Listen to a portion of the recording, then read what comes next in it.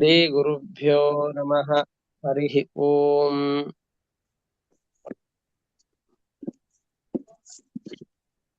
जन्माद्यस्य यतोऽन्वयादितरतश्चार्थेष्वभिज्ञस्वराट् तेने ब्रह्महृदाय आदिकवये मुह्यन्ति यं सूरयः। तेजो वारिमृदां यथा विनिमयो यत्र त्रिसर्गो मृषा धाम्ना स्वेन सदा निरस्तकुहकं सत्यं परं धीमहि। निगमकल्पतरोर्गलितं फलं शुकमुखादमृतद्रवसंयुतं पिबत भागवतं रसमालयं मुहुरहो रसिका भुवि भावुकाः। दारिद्र्यदुःखज्वरदाहितानां मायापिशाची परिमर्दितानां संसारसिन्धौ परिपातितानां क्षेमाय वै भागवतं प्रगर्जति। साङ्केत्यं पारिहास्यं वा स्तोभं हेलनमेव वा वैकुण्ठनामग्रहणम् अशेषाघहरं विदुः। श्रीगुरुभ्यो नमः। हरिः ओम्।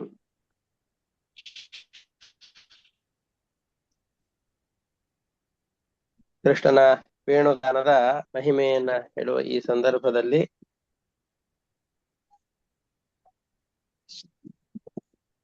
ಜಿಂಕೆಗಳು ಕೂಡ ಈ ಪರಿಸರದಲ್ಲಿ ಹೇಗೆ ವರ್ತಿಸ್ತಾ ಇದ್ವು ಅನ್ನೋದನ್ನ ನಿರೂಪಣೆ ಮಾಡ್ತಾ ಬಂದರು. ಕೃಷ್ಣನ ರೂಪವನ್ನು ನೋಡಿ ಆಕಾಶದಲ್ಲಿ ಸಂಚಾರ ಮಾಡ್ತಾ ಇದ್ದಂತಹ ದೇವತೆಗಳು ಕೂಡ ಎಷ್ಟು ಮಧುರವಾಗಿದೆ ಈ ವೇಣುಗಾನ ಅಂತ ಕೇಳುತ್ತಾ ನಿಂತಿದ್ದಾರೆ, ಮೋಹಿತರಾಗಿದ್ದಾರೆ, ಈ ಕೃಷ್ಣನನ್ನ ಪ್ರೀತಿಸ್ಲಿಕ್ಕೆ ಪ್ರಾರಂಭ ಮಾಡಿದ್ದಾರೆ. ಒಂದು ಹಸು ಕೃಷ್ಣ ಇನ್ನೇನು ಕೊಳಲನ್ನ ಊದ್ಲಿಕ್ಕೆ ಪ್ರಾರಂಭ ಮಾಡ್ಬೇಕು, ಆ ಸಂದರ್ಭದಲ್ಲಿ ಪೂರ್ಣವಾದ ಕೆಚ್ಚಲಿನಲ್ಲಿ ಹಾಲನ್ನು ತುಂಬಿಕೊಂಡು ಒಂದು ಕರುವಿಗೆ ಹಾಲನ್ನು ಕುಡಿಸ್ತಾ ಇದೆ. ಕರು ಹಾಲನ್ನು ಕುಡಿಲಿಕ್ಕೆ ಅಂತ ಬಾಯಲ್ಲಿ ಒಂದಿಷ್ಟು ಹಾಲನ್ನ ಹಾಕಿಕೊಂಡಿದೆ. ಆ ಸಂದರ್ಭದಲ್ಲಿ ಕೃಷ್ಣ ಕೊಳಲನ್ನು ನುಡಿಸ್ಲಿಕ್ಕೆ ಅಂತ ಪ್ರಾರಂಭ ಮಾಡಿದ್ದಾನೆ. ಎರಡೂ ಹಸು ಮತ್ತು ಕರು ಎರಡೂ ಕೂಡ ಮೈ ಮರೆತು ಹಾಗೇ ನಿಂತು ಬಿಟ್ಟಿವೆ. ಮುಖದಿಂದ ಹೊರಡ್ತಾ ಇರುವ ಕೃಷ್ಣನ ಮುಖದಿಂದ ಕೊಳಲಿನ ಮುಖಾಂತರವಾಗಿ ಬರ್ತಾ ಇರುವಂತಹ ಆ ವೇಣುಗಾನದ ಮಾಧುರ್ಯವನ್ನ ಕೇಳಿ ತಿಳಿದಂತಹ ಆ ಗೋವುಗಳೆಲ್ಲ ಕೆಚ್ಚಲಿನಿಂದ ಹಾಲನ್ನು ಸುರಿಸ್ತಾ ಇವೆ, ಮೈ ಮರೆತು ಬಿಟ್ಟಿವೆ.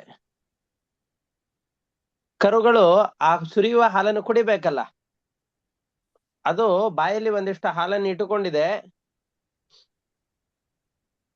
ಆದರೆ ಅದನ್ನ ನುಂಗಬೇಕು ಅನ್ನೋ ಯೋಚನೆ ಬರ್ತಾ ಇಲ್ಲ. ಯಾಕೆ ಅಂತಂದ್ರೆ ಎರಡೂ ಕೂಡ ಚೆನ್ನಾಗಿ ಆ ಕೃಷ್ಣನ ಮುಖದಿಂದ ಬರ್ತಾ ಇರುವಂತಹ ವೇಣುನಾದವನ್ನ ಕೇಳ್ತಾ ಇವೆ. ಇದಕ್ಕೆ ತನ್ನ ಕರು ಹಾಲು ಕುಡಿತಾ ಇದೆಯೋ ಇಲ್ವೋ ಆ ಕಡೆಯಲ್ಲಿ ಗಮನ ತಾಯಿಯಾದ ಹಸುವಿಗೆ ಇಲ್ಲ. ಬಾಯಲ್ಲಿರುವ ಹಾಲನ್ನು ನುಂಗಿ ತನ್ನ ತಾಯಿಯ ಹಾಲನ್ನ, ಕೆಚ್ಚಲಿನ ಹಾಲನ್ನು ಕುಡಿಬೇಕು ಅನ್ನುವ ಪ್ರಜ್ಞೆ ಆ ಕರುವಿಗೂ ಇಲ್ಲ. ಮೈ ಮರೆತು ಬಿಟ್ಟಿವೆ, ಹಾಗೇ ಕೃಷ್ಣನ ವೇಣುನಾದವನ್ನ ಕೇಳುತ್ತಾ ನಿಂತಿವೆ. ಗಾವಶ್ಚ ಕೃಷ್ಣ ಮುಖ ನಿರ್ಗತ ವೇಣುಗೀತಂ ಪೀಯೂಷ ಮುತ್ತಭಿತ ಕರ್ಣಪುಟೈಃ ಪಿಬಂತ್ಯಃ ಶಾವಾಸ್ತುತಸ್ತನಪತ ಪಯಃ ಕಬಲಾಸ್ಮತಸ್ಥುಃ ಗೋವಿಂದಮಾತ್ಮನಿದೃಶಾ ಅಶ್ರುಕಣಾನ್ನ ಸ್ರವಂತ್ಯಃ. ಕೃಷ್ಣನ ಮುಖದಿಂದಾಗಿ ವೇಣುಗಾನದ ಸುಧೆ ಹರಿತಾ ಇದೆ. ಅದನ್ನ ಕಿವಿಗಳ ಮುಖಾಂತರವಾಗಿ ಹಸುಗಳೆಲ್ಲ ಧಾರಣೆ ಮಾಡ್ತಾ ಇದೆ. ಕೆಚ್ಚಲಿನಿಂದ ಸುರಿತಾ ಇರುವ ಹಾಲನ್ನ ಬಾಯಲ್ಲಿ ತುಂಬಿಕೊಂಡು ಹಾಗೇ ನಿಂತು ಬಿಟ್ಟಿದೆ ಕರುಗಳು. ಅದನ್ನು ನುಂಗಬೇಕು ಅನ್ನುವ ಯೋಚನೆಯೂ ಇಲ್ಲ. ತಮ್ಮ ಹೃದಯದಲ್ಲಿ, ಕಿವಿಯಲ್ಲಿ, ಎಲ್ಲ ಕಡೆಯಲ್ಲೂ ಕೂಡ ಕೃಷ್ಣನನ್ನ ಧ್ಯಾನ ಮಾಡ್ತಾ ಕಣ್ಣಿಂದ ಆನಂದ ಭಾಷ್ಪ ಸುರಿತಾ ಇದೆ, ಹಾಗೇ ನಿಂತು ಬಿಟ್ಟಿವೆ. ಪ್ರಾಯೋ ಬತಾಂಬ ಮುನಯೋ ವಿಹಗಾವನೇಸ್ಮಿನ್ ಕೃಷ್ಣೇ ಕ್ಷಣಾಸ್ತದುದಿತಂ ಕಲವೇಣುಗೀತಂ ಆರುಹ್ಯ ಯೇ ಧ್ರುವ ಭುಜಾನ್ ರುಚಿರ ಪ್ರವಾಲಾನ್ ಶೃಣ್ವಂತಿ ಮೀಲಿತ ದೃಶೋ ವಿಗತಾನ್ಯವಾಚಃ.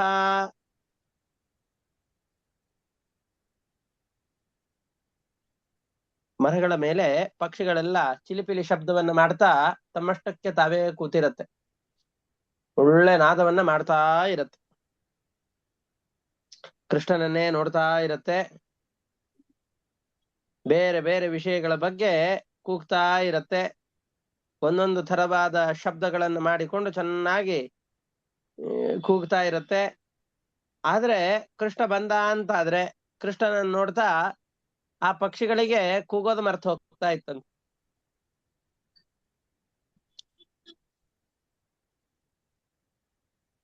ಆ ಪಕ್ಷಿಗಳು ಕೂಡ ಒಂದು ಟ್ರಾನ್ಸಿಗೊಳಗಾಗಿ, ಮಂಪರಿಗೆ ಒಳಗಾಗಿ ಕೃಷ್ಣನ ವೇಣುಗಾನವನ್ನು ಕೇಳ್ತಾ ಪಕ್ಷಿಗಳು ಕಣ್ಣನ್ನು ಮುಚ್ಚಿ ಬಿಡ್ತಾ ಇದೆ, ಮಧುರವಾದ ವೇಣುಗಾನವನ್ನ ಆಲಿಸ್ತಾ ಇವೆ.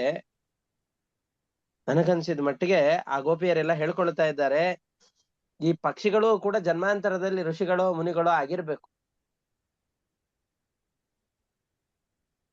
ಇಲ್ಲಿರುವ ಪ್ರಾಣಿ ಪಕ್ಷಿಗಳು ಕೂಡ ಜನ್ಮಾಂತರದಲ್ಲಿ ಮುನಿಗಳಾದವರು, ಏನೋ ಪಾಪಕರ್ಮದ ಪ್ರಯುಕ್ತವಾಗಿ ಪ್ರಾಣಿಗಳು ಪಕ್ಷಿಗಳಾಗಿ ಹುಟ್ಟಿದವರು ಕೃಷ್ಣನ ಸಂಪರ್ಕ ಆಗ್ತಾ ಇದ್ದ ಹಾಗೆ ಮತ್ತೆ ಮುನಿಗಳಂತೆ ಧ್ಯಾನದಲ್ಲಿ ಲೀನರಾಗಿ ಬಿಡ್ತಾ ಇದ್ದಾರೆ. ಎಂತಹ ಮಾಧುರ್ಯ ಈ ಕೃಷ್ಣನ ವೇಣುಗಾನದ್ದು ಅಂತ ಆ ಗೋಪಿಯರೆಲ್ಲ ಬಹಳ ಸಂತೋಷ ಪಡ್ತಾ ಇದ್ದಾರೆ. ವೇಣುಗಾನ ಪ್ರಾರಂಭವಾಯ್ತು ಅಂತಂದ್ರೆ ಇದು ಒಟ್ಟಾರೆ ಏನ್ ಹೇಳ್ತಾ ಇದ್ದಾರೆ ಅಂದ್ರೆ, ಇಡೀ ವಾತಾವರಣದಲ್ಲಿ ಕೃಷ್ಣನ ವೇಣುಗಾನವನ್ನ ಕೇಳಿದಾಗ ಯಾವ ರೀತಿಯಾದಂತಹ ವಿಕಾರಗಳಾಗ್ತಾ ಇತ್ತು, ಯಾವ ರೀತಿಯಾಗಿ ಪ್ರಕೃತಿ ತನ್ನನ್ನು ತಾನು ಇದಕ್ಕೆ ಸ್ಪಂದಿಸ್ತಾ ಇತ್ತು, ಪ್ರಕೃತಿಯ ಸ್ಪಂದನೆ ಹೇಗಿತ್ತು, ಅವೆಲ್ಲ ಸಂಗೀತಕ್ಕೆ, ನಾದಗಳಿಗೆ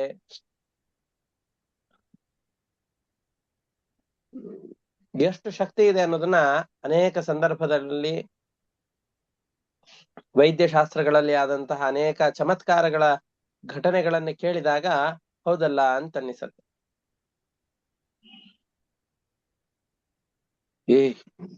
ಎಷ್ಟೋ ಜನಕ್ಕೆ ಸೌಂಡ್ ಥೆರಪಿ ಅಂತ ಕೊಡ್ತಾರೆ.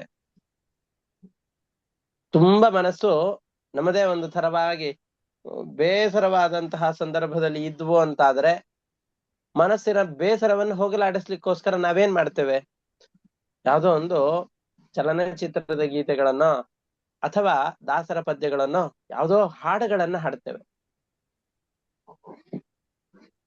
ಕೇಳ್ತೇವೆ. ಹಾಗಾದ್ರೆ ಈ ಶಬ್ದಗಳಿಗೆ ಎಷ್ಟೋ ಜನ ಮನೆಯಲ್ಲಿ ಕೆಲಸ ಮಾಡ್ತಾ ಇದ್ದಾಗ ಸುಮ್ನೆ ಒಬ್ಬರೇ ಕೆಲಸ ಮಾಡ್ತಾ ಇದ್ರೆ ಕೆಲಸ ಮಾಡ್ಲಿಕ್ಕೆ ಆಸಕ್ತಿ ಬರೋದಿಲ್ಲ ಅನ್ನೋದಕ್ಕೋಸ್ಕರವಾಗಿ ನೀವೆಲ್ಲ ಮನೆಯಲ್ಲಿ ಹಾಡುಗಳನ್ನ ಹಾಕಿಕೊಂಡು ಕೆಲಸ ಮಾಡ್ತಾ ಇರೋದನ್ನ ಗಮನಿಸಿರ್ತೀರಿ, ಅಥವಾ ನಾವೇ ಮಾಡ್ತಾ ಇರ್ತೇವೆ ಆ ರೀತಿಯಾಗಿ. ಹಾಗಾದ್ರೆ ಹಾಡು, ಮಧುರವಾದಂತಹ ಶಬ್ದಗಳು ಇವು ಎಲ್ಲವೂ ಕೂಡ ಮನಸ್ಸಿಗೆ ಸಂತೋಷವನ್ನು ಕೊಡತ್ತೆ ಅನ್ನುವಂತಹ ವಿಷಯದಲ್ಲಂತೂ ನಮಗೆ ಯಾವ ವಿಧವಾದಂತಹ ಸಂಶಯ ಇಲ್ಲ. ಆದರೆ ಪ್ರಕೃತಿ ಈ ರೀತಿಯಾದ ಶಬ್ದಗಳಿಗೆ, ಕೃಷ್ಣನ ವೇಣುಗಾನಕ್ಕೆ ಯಾವ ರೀತಿಯಾಗಿ ಸ್ಪಂದಿಸ್ತಾ ಇದೆ, ಈಗಲೂ ಕೂಡ ಈ ಎಲ್ಲ ವಿಕಾರಗಳು, ಈ ಸ್ಪಂದನೆಗಳು ನಮಗೆ ಪ್ರಕೃತಿಯಲ್ಲಿ ಸಿಗತ್ತೆ. ಆದ್ರೆ ನಾವು ಪ್ರಕೃತಿಯಿಂದ ಬಹಳ ದೂರದಲ್ಲಿ ಬಂದ್ಬಿಟ್ಟಿದ್ದೇವೆ, ಕಾಂಕ್ರೀಟಿನ ಕಗ್ಗಾಡಿನಲ್ಲಿ ಸೇರ್ಕೊಂಡು ಬಿಟ್ಟಿರೋದ್ರಿಂದ ಪ್ರಕೃತಿಯಲ್ಲಾಗುವ ಈ ವಿಕಾರಗಳು ಯಾವುದೂ ನಮ್ಮ ಅರಿವಿಗೆ ಬರೋದಿಲ್ಲ. ಅದಕ್ಕೆ ಪ್ರಕೃತಿಯ ಜೊತೆಯಲ್ಲಿ ಹೊಂದಿಕೊಳ್ಳಿಕ್ ನಮಗಾಗೋದಿಲ್ಲ. ಕೃಷ್ಣ ವೇಣುಗಾನಕ್ಕೆ ಅಂತ ಕುಳಿತ ಅಂತಾದರೆ ನದಿಗಳೆಲ್ಲ ತಮ್ಮ ಹರಿವನ್ನ ನಿಧಾನ ಮಾಡ್ತಾ ಇತ್ತಂತೆ. ಆ ನದಿಯಲ್ಲಿ ಕಾಣುವಂತಹ, ನದಿಯಲ್ಲಿ ಉಂಟಾಗುವಂತಹ ಸುಳಿಗಳು ಕೂಡ ನಿಧಾನವಾಗಿ ಸುತ್ತಲಿಕ್ಕೆ ಪ್ರಾರಂಭ ಮಾಡ್ತಂತೆ. ಕೃಷ್ಣ ಯಮುನಾ ನದಿಯ ದಡದಲ್ಲಿ ಕುಳಿತು ವೇಣುಗಾನವನ್ನು ಮಾಡ್ಲಿಕ್ಕೆ ಬಂದ ಅಂತಂದ್ರೆ ಆ ತೆರೆಗಳು, ಅಲೆಗಳು ಎಲ್ಲ ಕೃಷ್ಣನ ಪಾದಗಳನ್ನು ಮುಟ್ಟಿದರೆ ಅಯ್ಯೋ ಕೃಷ್ಣನ ಕಿವಿಯವರೆಗೂ ಹೋಗ್ಲಿಕ್ಕೆ ಅಂತ ಪ್ರತಿ ಬಾರಿ ಬಂದು ಸೋತು ಬರೀ ಕಾಲನ್ನು ಮಾತ್ರ ಮುಟ್ಟಿ ಹೋಗುವ ಹಾಗೆ ಆ ಅಲೆಗಳು ಕಾಣಿಸ್ತಾ ಇದೆ ಅಂತ ಹೇಳ್ತಾರೆ. ಅಂದ್ರೆ ಕೃಷ್ಣನ ಸ್ಪರ್ಶನಕ್ಕೋಸ್ಕರವಾಗಿ ಇಡೀ ಪ್ರಕೃತಿ ಹಾತೊರಿತಾ ಇದೆ. ವೇಣುಗಾನಕ್ಕೆ ಇಡೀ ಪ್ರಪಂಚ ಮುಗ್ಧವಾಗಿ ಹೋಗಿದೆ, ಆ ಸುತ್ತಮುತ್ತಲಿನ ಎಲ್ಲ ಪ್ರಪಂಚ ಮುಗ್ಧವಾಗಿ ಹೋಗಿದೆ. ಮೋಡಗಳೆಲ್ಲ ಕೃಷ್ಣನನ್ನ ಹಿಂಬಾಲಿಸಿಕೊಂಡು ಬರ್ತಾ ಇತ್ತಂತೆ. ಕೃಷ್ಣ ಕೊಳಲನ್ನ ನುಡಿಸ್ತಾ ಗೋವುಗಳನ್ನ ಮುಂದೆ ಕರೆದುಕೊಂಡು ಅದರ ಹಿಂದ್ಗಡೆಯಲ್ಲಿ ಕರುಗಳನ್ನ ಬಿಟ್ಟುಕೊಂಡು ಬರ್ತಾ ಇರ್ತಾರೆ. ಈಗ ಏನ್ ಮಾಡ್ತಾರೆ ಅಂತಂದ್ರೆ, ಕೃಷ್ಣ ಮುಂದುಗಡೆಯಲ್ಲಿ ಕೊಳಲನ್ನು ಊದ್ತಾ ಹೋಗ್ತಾನೆ. ಈಗ ನಾವು ಕೇಳ್ತಾ ಇರ್ತೇವೆ, ನಾವು ಹಾವಾಗಡಿಗನ ಕಥೆಯನ್ನು ಕೇಳಿರ್ತೇವೆ. ಅದು ಸತ್ಯವೋ ಸುಳ್ಳೋ ಗೊತ್ತಿಲ್ಲ, ಆದ್ರೂ ಕೇಳೋದಂದ್ರೂ ಕೇಳಿರ್ತೇವೆ. ಅಥವಾ ಯಾರೋ ಒಬ್ರು ತುಂಬಾ ಚೆನ್ನಾಗಿ ಕುರಿ ಇದನ್ನೆಲ್ಲ ಕಾಯೋರನ್ನು ನೀವು ನೋಡ್ತಾ ಇರ್ಬೇಕು. ಅವರು ತಮ್ಮ ಪಾಡಿಗೆ ತಾವು ಮುಂದೆ ಹೋಗ್ತಾ ಇರ್ತಾರಷ್ಟೆ. ಒಂದು ಕುರಿಯನ್ನು ಹಿಡ್ಕೊಂಡು ತಮ್ಮ ಪಾಡಿಗೆ ತಾವು ಮುಂದೆ ಹೋಗ್ತಾ ಇರ್ತಾರೆ. ಉಳಿದ ಕುರಿಗಳನ್ನು ಪ್ರತಿಯೊಂದನ್ನು ಅದನ್ನ ಹಿಂದ್ಗಡೆ ಬಂದು ಬಾ ಬಾ ಬಾ ಅಂತ ಕರಿಬೇಕಾಗಿಲ್ಲ. ಕಾಡು ಪ್ರಾಣಿಗಳಿಂದ ರಕ್ಷಣೆ ಮಾಡ್ಲಿಕ್ಕೆ ಒಂದೆರಡು ನಾಯಿಗಳನ್ನ ಸಾಕಿಕೊಂಡಿರ್ತಾರೆ. ಪೂರ್ತಿ ಹಿಂದ್ಗಡೆಯಲ್ಲಿ ಒಂದು ನಾಯಿ ಇರುತ್ತೆ. ಇವನು ತನ್ನ ಪಾಡಿಗೆ ತಾನು ಮುಂದೆ ಹೋಗ್ತಾ ಇರ್ತಾನೆ, ಅಥವಾ ಪೂರ್ತಿ ಹಿಂದ್ಗಡೆಯಲ್ಲಾದ್ರೂ ಬಂದಿರ್ತಾನೆ. ಮನೆಯ ದಾರಿ ಗೊತ್ತಿರುವಂತಹ ಕುರಿ ನಡೆದುಕೊಂಡು ಹೋಗ್ತಾ ಇರುತ್ತೆ. ಅದನ್ನ ಹಿಂಬಾಲಿಸಿಕೊಂಡು ಎಲ್ಲ ಕುರಿಗಳು ಹೋಗ್ತಾ ಇರುತ್ತೆ. ಎಮ್ಮೆ, ಆಕಳುಗಳು ಇವೆಲ್ಲವನ್ನು ಕೂಡ ಹಳ್ಳಿಗಳ ಪ್ರದೇಶದಲ್ಲಿ ನೋಡಿದ್ರಿ ಅಂತಂದ್ರೆ ಎಲ್ಲ ಕಡೆಯಲ್ಲಿ ಇದೇ ತರದ ವಾತಾವರಣ ಇರುತ್ತೆ. ಕೃಷ್ಣ ಏನ್ ಮಾಡ್ತಾ ಇದ್ದಂತೆ, ತನ್ನ ಪಾಡಿಗೆ ತಾನು ಮುಂದೆ ಸಂಚಾರ ಮಾಡ್ಕೊಂಡು ಹೋಗ್ತಾ ಇದ್ದ. ಗೋಪಾಲಕರ ಜೊತೆಯಲ್ಲಿ ಬಹಳ ಬಿಸಿಲು. ಉತ್ತರ ಭಾರತದಲ್ಲಿ ಎಲ್ಲ ಎಕ್ಸ್ಟ್ರೀಮ್ ಬಿಸಿಲು ಅಂತಂದ್ರೆ ತುಂಬಾ ಬಿಸಿಲು, ಚಳಿ ಅಂತಂದ್ರೆ ಬಹಳ ಚಳಿ. ಅದೇ ರೀತಿಯಾಗಿ ಮಳೆ ಅಂತಂದ್ರೆ ತುಂಬಾ ಮಳೆ, ಕುಂಭದ್ರೋಣ ಮಳೆ. ಅದ್ರ ಬಗ್ಗೆ ಬರುತ್ತೆ ಮುಂದಿನ ಅಧ್ಯಾಯದಲ್ಲಿ. ಏನೇ ಜೋರಾಗಿ ಗೋವರ್ಧನ ಪರ್ವತವನ್ನು ಎತ್ತಿದ ಕಥೆ ಎಲ್ಲ ಬರುತ್ತೆ. ಅವಾಗ ವರುಣ ಇಂದ್ರದೇವರು ಚೆನ್ನಾಗಿ ಮಳೆ ಸುರಿಸಿದ ಕಥೆ ಎಲ್ಲ ಬರುತ್ತೆ. ಭಯಂಕರವಾದ ಮಳೆ ಅಲ್ಲಿ. ಗೋಕುಲದ ಹಸುಗಳೆಲ್ಲವನ್ನು ಕೂಡ ಮೇಯಿಸಿಕೊಂಡು ಹಸುಗಳೆಲ್ಲ ಮುಂದೆ ಹೋಗ್ತಾ ಇದೆ. ಅದರ ಹಿಂದ್ಗಡೆಯಲ್ಲಿ ಕೃಷ್ಣ ಕೊಳಲನ್ನು ಊದ್ತಾ ಹೋಗ್ತಾ ಇದ್ದಾನೆ. ಅವು ಎಲ್ಲೂ ಓಡಿ ಹೋಗ್ಲಿಕ್ಕೆ ಮನಸ್ಸೇ ಆಗೋದಿಲ್ಲ. ಈ ಎಲ್ಲ ಕಡೆಯಲ್ಲೂ ಒಂದು ದೊಡ್ಡ ಬೇಲಿಯನ್ನ ಹಾಕಿ ಹಸುಗಳನ್ನ ಮೇಯ್ಲಿಕ್ಕೆ ಬಿಟ್ರೆ ಅಂತಂದ್ರೆ ಎಲ್ಲಿವರೆಗೂ ಹೋಗ್ಬಹುದು. ಆ ಬೇಲಿ ಎಲ್ಲಿದನೋ ಅಲ್ಲಿವರೆಗೂ ಹೋಗ್ಬಹುದು, ಅದನ್ನ ದಾಟಿ ಹೋಗ್ಲಿಕ್ಕೆ ಆಗೋದಿಲ್ಲ. ಹಾಗೆ ಇವುಗಳಿಗೆ ಬೇಲಿ ಯಾವುದು ಅಂತಂದ್ರೆ, ಕೃಷ್ಣನ ಕೊಳಲನ ಶಬ್ದ ಎಲ್ಲಿವರೆಗೂ ಕೇಳಿಸುತ್ತೋ ಅದು ನಮ್ಮ ಜಾಗ, ಅದನ್ನ ಬಿಟ್ಟು ಹೋಗ್ಬಾರ್ದು. ಯಾಕೆ ಅಂದ್ರೆ ದೂರ ಹೋಗ್ಬಿಟ್ರೆ ಕೃಷ್ಣನ ಈ ವೇಣುಗಾನವನ್ನು ತಪ್ಪಿಸಿಕೊಂಡು ಬಿಡ್ತೇವಲ್ಲ ಅಂತ ಸುತ್ತಮುತ್ತಲಿನಲ್ಲೇ ಓಡಾಡ್ತಾ ಇತ್ತು. ಹೀಗೆ ಕೃಷ್ಣ ಓಡಾಡ್ತಾ ಇದ್ದಾಗ ಅವನನ್ನ ಹಿಂಬಾಲಿಸಿಕೊಂಡು ಮೋಡಗಳೆಲ್ಲ ಬರ್ತಾ ಇತ್ತಂತೆ. ಮೋಡಕ್ಕೆ ಕೃಷ್ಣನ ಮೇಲೆ ಸ್ವಲ್ಪ ಪ್ರೀತಿ. ಯಾಕೆ ಅಂತಂದ್ರೆ ಇದನ್ನೆಲ್ಲ ಕವಿ ಸಮಯ ಅಂತ ಕರೀತಾರೆ. ಮೋಡ ಎಲ್ಲಿ ಕೃಷ್ಣ ನನ್ನ ಹಾಗೆ ಅಂತ ಅನ್ಕೊಳತ್ತೆ. ಇನ್ನೇ ಕಾವ್ಯದ ದೃಷ್ಟಿಯಿಂದ ಇದನ್ನ ಸ್ವಲ್ಪ ಗಮನಿಸ್ಬೇಕು. ಮೋಡಗಳ ಬಣ್ಣವು ಕೂಡ, ಮೋಡ ಅಂತಂದ್ ಹೇಳಿದ ಕೃಷ್ಣ ಕಪ್ಪು ಅಂತಂದ್ರೆ ಕಾಡಿಗೆ ಕಪ್ಪು ಅಂತ ಅನ್ಕೊಳ್ಬಾರ್ದು. ಕಾಡಿಗೆ ಕಪ್ಪಲ್ಲ ಕೃಷ್ಣ. ಪೂರ್ಣವಾಗಿ ತುಂಬಿದ ಮೋಡಗಳ ಬಣ್ಣ ಯಾವ್ದಿದೆಯೋ ಅದು. ಅಂತಹ ನೀಲ ಮೇಘ ಶ್ಯಾಮ ಅಂತ ಕರೀತಾರೆ. ನೀಲ ಅಂತ ಅನ್ನೋದಕ್ಕೆ ನೀಲಿ ಅಂತ ಅನ್ಕೊಂಡ್ಬಿಟ್ಟಿದ್ದಾರೆ. ಸಂಸ್ಕೃತದ ನೀಲ ಮೇಘ ಶ್ಯಾಮ ಅಂತಂದ್ರೆ ಕನ್ನಡದ ನೀಲಿ. ನೀಲಿ ಅಲ್ಲ, ಕಾಡಿಗೆ ಕಪ್ಪು ಅಲ್ಲ, ಅದು ಒಂಥರದ ಪೂರ್ಣ ತುಂಬಿದ ಮೋಡದ ಬಣ್ಣ ಏನಿದೆಯೋ ಅದು. ಕಾಡಿಗೆ ಕಪ್ಪು ಅಂತಂದ್ ಹೇಳಿದ್ರೆ ಅವಲಕ್ಷಣ ಆಗುತ್ತೆ. ನೀಲಿ ಅಂತಂದ್ರೆ ಆಭಾಸ ಆಗಿ ಹೋಗ್ಬಿಡತ್ತೆ. ನೀಲಿ ಬಣ್ಣ ಯಾರ್ದೆಲ್ಲ ಆದ್ರೆ ಇರ್ಲಿಕ್ಕೆ ಸಾಧ್ಯ ಏನು? ಏನಾದ್ರು ರೋಗ ಬಂದ್ರೆ ನೀಲಿ ಬಣ್ಣ ಆಗತ್ತಷ್ಟೆ. ಆ ಥರದ ಬಣ್ಣ ಅಲ್ಲ ಕೃಷ್ಣನದ್ದು. ಈ ಧಾರಾವಾಹಿಗಳಲ್ಲಿ ಅಲ್ಲಿ ಇಲ್ಲಿ ಎಲ್ಲ ಕೃಷ್ಣನನ್ನು ಪೂರ್ತಿ ನೀಲಿ ಬಣ್ಣದಲ್ಲಿ ಮುಳುಗಿಸಿ ಎತ್ಬಿಟ್ಟಿರ್ತಾರೆ, ನೀಲಿ ಪೇಂಟ್ ಅಲ್ಲಿ. ಆ ಥರದ ಬಣ್ಣ ಅಲ್ಲ.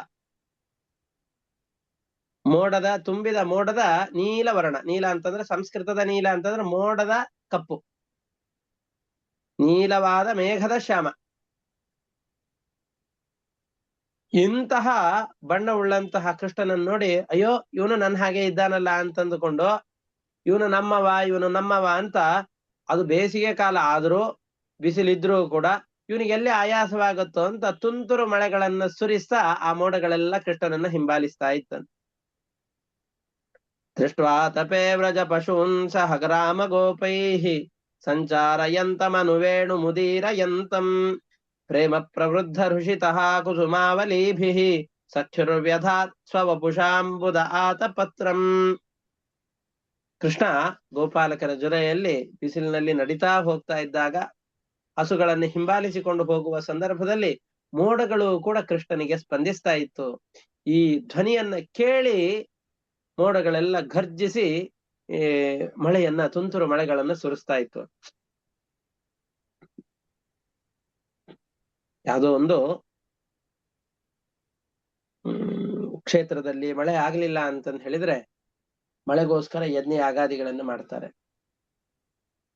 ಯಜ್ಞ ಯಾಗಾದಿಗಳಾದಾಗ ಮಳೆಯಾಗತ್ತೆ. ಇದನ್ನ ನಾವೆಲ್ಲ ಅನುಭವಿಸಿದ್ದೇವೆ. ಯಜ್ಞಗಳ ಪ್ರಭಾವ ಶಬ್ದಗಳ ಪ್ರಭಾವ, ವೇದ ಮಂತ್ರಗಳಲ್ಲಿರುವ ಪ್ರಭಾವ ಇದು ಎಲ್ಲದಕ್ಕೂ ಸಾಕ್ಷಿ. ಆ ವೇದ ಮಂತ್ರಗಳಿಂದ ದೇವತೆಗಳೆಲ್ಲ ಸಂತುಷ್ಟರಾದ್ರು ಅಂತಂದ್ರೆ, ನೀರಿಗೆ ಅಭಿಮಾನಿಗಳಾದ ದೇವತೆಗಳು ಸಂತೃಪ್ತರಾದ್ರು ಅಂತಾದ್ರೆ, ಮೋಡಗಳಿಗೆ ಅಭಿಮಾನಿಗಳಾದ ದೇವತೆಗಳು ಸಂತೃಪ್ತರಾದ್ರು ಅಂತಾದ್ರೆ ಚೆನ್ನಾಗಿ ಮಳೆಯನ್ನು ಸುರಿಸ್ತಾರೆ. ಕೃಷ್ಣನ ಶಬ್ದವನ್ನ ಕೇಳಿದಾಗ, ವೇಣುಗಾನವನ್ನು ಕೇಳಿದಾಗ, ಈ ಕೊಳಲಿನ ಮುಖಾಂತರವಾಗಿ ಬರುವಂತಹ ಪ್ರತಿಯೊಂದು ಶಬ್ದವು ವೇದದ ನಾದದ ಹಾಗಿದೆ. ದೇವತೆಗಳೆಲ್ಲ ಸಂತೃಪ್ತರಾಗಿದ್ದಾರೆ. ಈ ಕ್ಷೇತ್ರಕ್ಕೆ ಎಂದಿಗೂ ಬರಗಾಲ ಬರಕೂಡದು ಅಂತ ಅಂದುಕೊಂಡು ಚೆನ್ನಾಗಿ ಮಳೆಯನ್ನು ಸುರಿಸ್ತಾ ಇದ್ದಾರೆ. ಇವರೆಲ್ಲ ಹೋಗುವ ಪ್ರದೇಶ ಬೇಡರು ಅಂತಂದ್ರೆ ಬೇಡತಿಯರು ಇವರೆಲ್ಲ ಇರುವಂತಹ ಪ್ರದೇಶ, ಅದು ಕಾಡಿನ ಸುತ್ತಮುತ್ತಲಿನ ವಾತಾವರಣ. ಅವರು ಕೂಡ ಕೃಷ್ಣನನ್ನು ನೋಡಿ ಎಷ್ಟು ಅದ್ಭುತವಾಗಿದ್ದಾನೆ, ಎಷ್ಟು ಸ್ಫುರದ್ರೂಪಿಯಾಗಿದ್ದಾನೆ, ಎಷ್ಟು ಸುಂದರವಾಗಿದ್ದಾನೆ ಅಂತ ಅಂದುಕೊಂಡು ಕೃಷ್ಣನಲ್ಲಿ ಮನಸ್ಸೋಲ್ತಾ ಇದ್ದಾರೆ.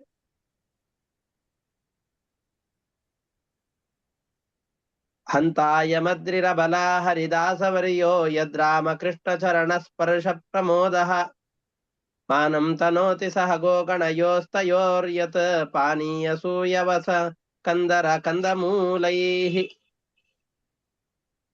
ಕೃಷ್ಣನ ಪಾದಸ್ಪರ್ಶ ಇದ್ರ ಎಲ್ಲದರಲ್ಲೂ ಕೂಡ ಬಹಳ ಪುಣ್ಯ ಮಾಡಿದವನ್ ಯಾರು ಅಂತಂದ್ ಹೇಳಿದ್ರೆ ಗೋವರ್ಧನ ಪರ್ವತ ಅಂತ ಗೋಪಿಯರು ಹೇಳ್ತಾ ಇದ್ದಾರೆ. ಯಾಕೆ ಅಂತಂದ್ ಹೇಳಿದ್ರೆ, ನೋಡಿ, ಯಾರಾದ್ರೂ ಜಗತ್ತಿನಲ್ಲಿ ಉತ್ತಮರು, ಬಹಳ ಸಜ್ಜನರು, ಬಹಳ ಒಳ್ಳೆಯವರು ಅಂತ ಕರೆಸ್ಕೊಳ್ಬೇಕು ಅಂದ್ರೆ ಏನ್ ಮಾಡ್ಬೇಕು?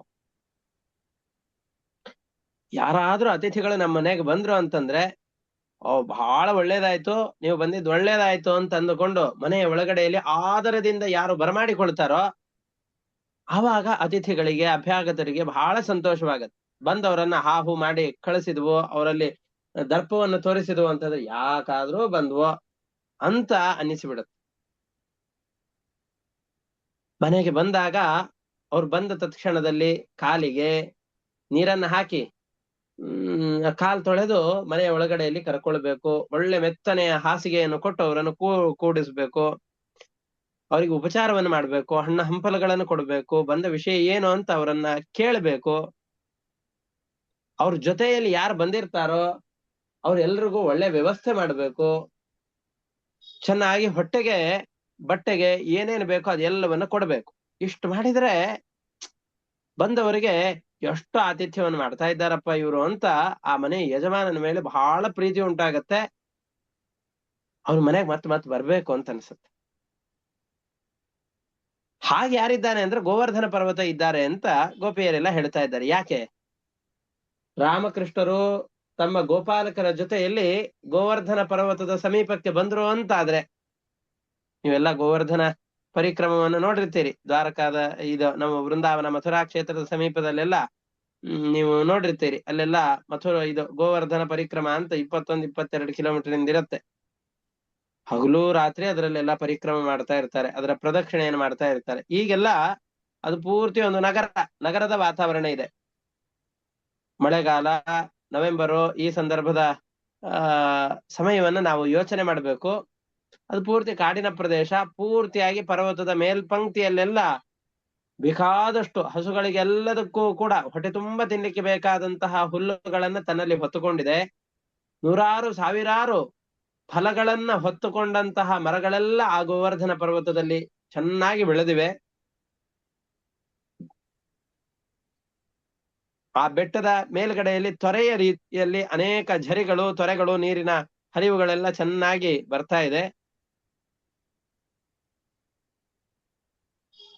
ಅಂತಹ ಸ್ಥಳದಲ್ಲಿ ರಾಮ, ಕೃಷ್ಣರು ಇವರೆಲ್ಲ ಹೋಗ್ತಾ ಇದ್ದಾರೆ.